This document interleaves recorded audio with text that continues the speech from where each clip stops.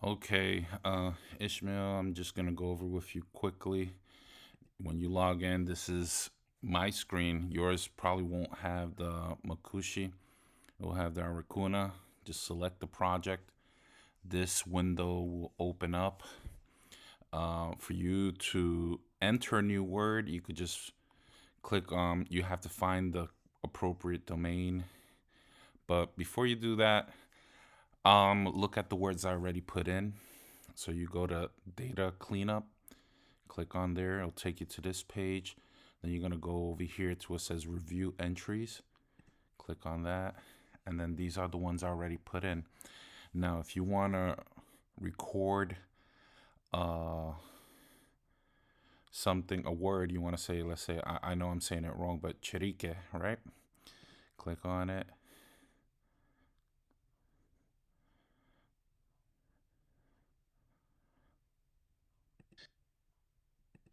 See, I did it wrong.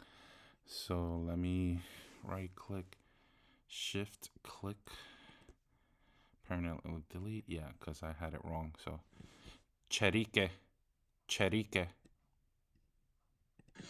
cherique, cherique. And there you go. And that's how you could help me um, by recording the audio. And once we finish the 260 words, I'm gonna publish the dictionary. And you guys could talk amongst yourselves, and whatever words you want me to take out or add, just put it there. I'm gonna delete this and I'm gonna finish this video because I don't want it to get too big. All right. It says shift click to delete. Confirm. All right. So go ahead and play with that and just put in the audio, and we'll work on it. All right. All right. Good. Good evening. Good morning. Good afternoon. This is Juan Aviles, and I'm here to help you come up with sign up for a membership and apply for a specific grant with a specific organization. This is the Foundation for Endangered Languages, and this could be found with a Google search. Just type in Foundation for Endangered Languages, click on the link, and it will take you to this homepage. In order to apply for their grant, you have to be a member of their group, and membership is fortunately available for free for indigenous people who reside outside of the United States, Canada, Europe, and I believe Australia. So you just, and I think there are other restrictions, but generally speaking, for groups in South America, you can apply. Uh, so you go to membership over here, it will take you to this screen, and you have to scroll down and look for the link where it says membership and FEL publications. Over here on the bottom, you see the link. You just click on that, and it will take you to this page. Okay. You have to fill this out. The membership is for free. Just have to know specific parts what to fill out. So you're gonna go here where it says number 3, new membership. Click over here to unfold uh, the link there, and you're gonna select solidarity. Let's see, it's right here. So this one is a free membership, and it does have conditions, which I outlined earlier. Click on that, and you're not ordering books, so you could skip that. You're not making donations, skip that. And your payments, you do have to select not applicable, okay, because it's free for you guys. Then personal information. Here you go. You have to put your last name, first name, if you're part of an organization, street address, whatever, if you use for mailing, city. You have to delete this and put your city in, and state if applicable, your country, email address, and phone number is not required, but if you want to put it in, and you have to fill in over here which language you're working with. Lokono, Arakuna, Makushi, whatever you're working on, just enter that. And then on the bottom, click submit. All right. And then you'll get an email confirming you're part of the organization.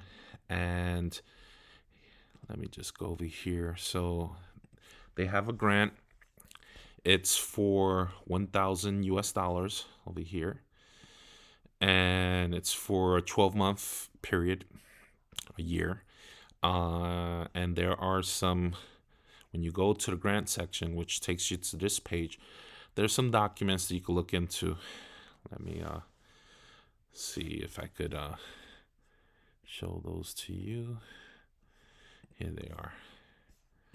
So this is the guidance, how to fill out the application. Tells you what is needed and what have you. If you need help writing the grant, you could reach out to me. I will help you the best that I can, get you some ideas, proofread, make suggestions. And this is the previous year's call for proposal.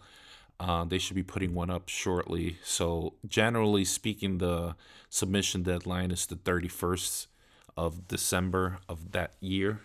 And then they'll let you know by the end of February of the following year if your proposal was accepted or rejected. So this is what you do once you fill out the application form and the case for support. You have to email it to these individuals. And I think I had something down here. Here's the applications. This is the application, and the case for support is over here as well. So that way, let me put that here for you. And basically is just fill out what information it asks for. This is the case for support. They do ask for qualifications. I could help you write a CV or resume, and then they ask for information about the organization that you work with, target language, etc. And this is the actual application form. Just fill it out.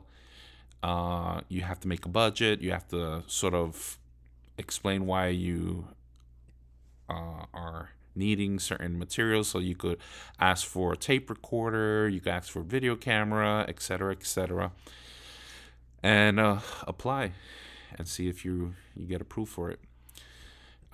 If you have any questions, feel free to reach out to me, and hopefully we could get you to apply, and may the odds be ever in your favor.